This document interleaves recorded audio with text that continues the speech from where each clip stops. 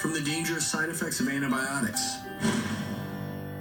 So when it comes to this class of medication referred to as fluoroquinolones, there is a black box warning, which is really telling physicians, everyone else, pharmacists, patients, look, there is potential here for severe adverse reactions as opposed to the typical reactions where, you all have seen the list. But in this case, the risks were with tendinitis or potential tendon rupture, peripheral neuropathy, CNS, which are central nervous system effects, seizures. Now, the good news is lots of these antibiotics have been prescribed, and the great majority of people do just fine. But the concern is that old habits die hard.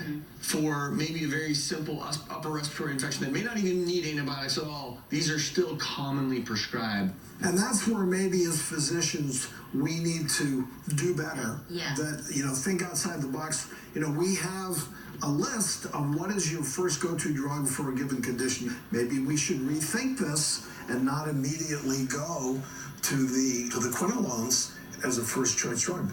I've prescribed them for years. I've taken them myself on numerous occasions. I have felt some tendon and musculoskeletal irritation, and my doctor warned me that. And I backed off and stopped, and they went away.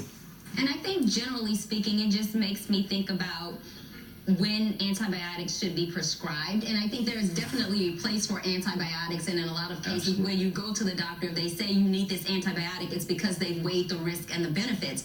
But sometimes I think patients will go into a doctor's office with a virus, and you don't treat a virus with an antibiotic, and they will become very upset if the doctor does not prescribe an antibiotic. So just realize that once again, there is a place for antibiotics, and even these antibiotics can be appropriate in particular situations. But sometimes your doctor is kind of trying to protect you from yourself, because if you don't, even if it's a mild side effect like nausea or vomiting, we don't want you to have that either if you don't need it. And if you don't need an antibiotic, we think about antibiotic resistance. Although I would argue there are a lot of healthcare providers out there that don't think about benefits versus risks. They forget that there are risks with antibiotics. There are a lot of people with heavy pens out there. And it's because it's really easy to get 5 stars from a patient when you just give them what they want. And then this has been an increasingly frustrating time for me, because despite all the new data, I still hear patients frustrated when they say, oh, you know what, my doctor or my nurse practitioner or my physician's assistant told me I didn't need antibiotics right now. And there's this sense of frustration. Just remember that when that happens, that encounter, that may be to protect you, because the conditions these antibiotics are prescribed for, there's pretty good data in many of these cases, like a simple sinusitis. Antibiotics aren't needed.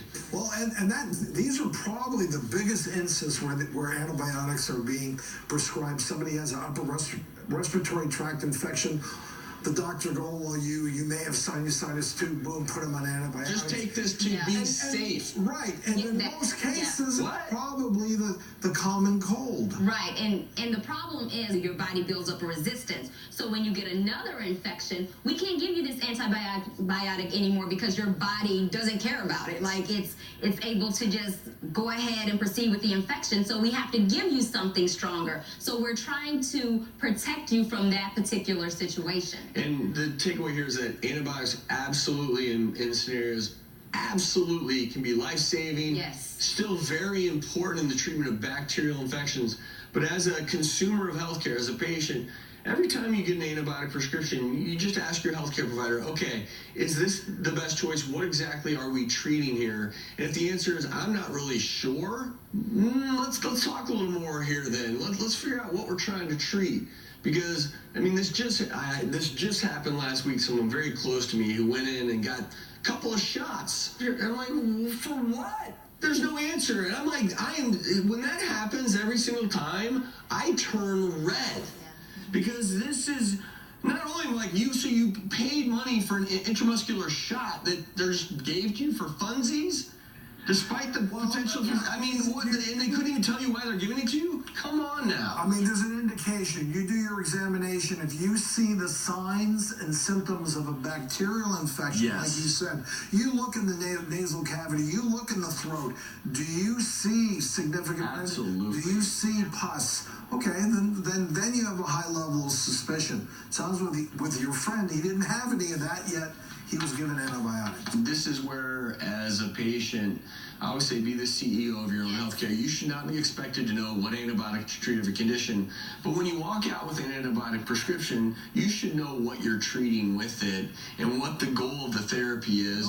And that is the most narrow spectrum antibiotic for your condition. And also, when you go to the pharmacy, you can ask for that consultation with the pharmacist, and you can go over the side effect profile there as well. And when you get home, you can read the paper that's in the bag, so you can read about the side effects. Yeah. And this, I want to spend a few minutes talking about another topic in this same line of conversation.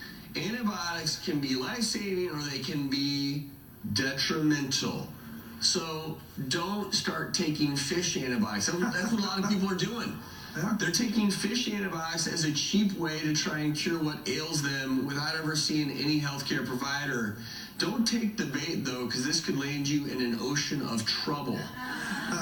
These are designed to be dissolved into fish tanks for specific purposes, absorbed through fish's skin in specific scenarios.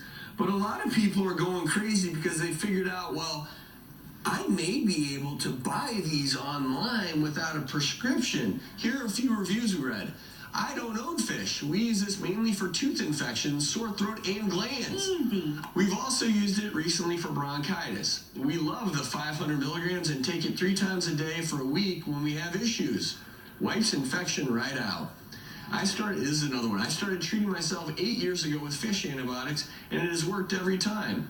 I take 4 250 milligram capsules twice per day for 7 days. My wife uses fish antibiotics for her urinary tract issues. Again, 100% success.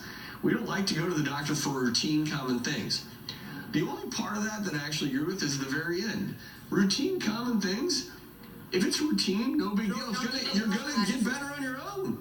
The fish antibiotics have nothing to do with it. You're gonna get better. Your body actually has the ability for a routine, common problem that's not, not a serious illness. Yeah.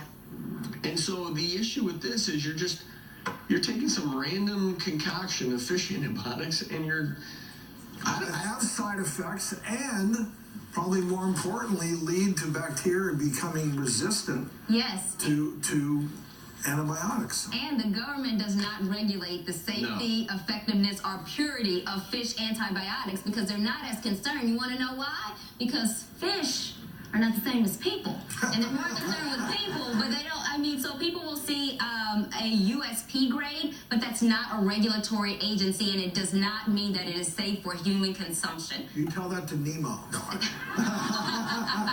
You're probably right. People are going to be like, I love my fish. Why did you say that? I love fish, too. I had a fish once. It didn't make it. I cried, though. I love that fish. You want another fish? I love fishy. You know what? I didn't know that fish didn't know when to stop eating. I was like, ooh, they didn't feed this fish anything at the store. So I like that. You overfed your fish I loved it. Exploded? Kind of, sort of. Oh, that makes me so sad. See, an animal that I loved and... Now I know why you have... Now I know why you don't want to adopt a pet. Because of the fish. The fish issue. Yeah. Don't overfeed. Back to the antibiotics. Yeah. Once again, antibiotics can be extremely effective, extremely important, but these aren't things you want to pop like candy. You really do want to talk to your healthcare provider about the appropriate antibiotic if you need one and for how long to take it. More when we return. Coming up.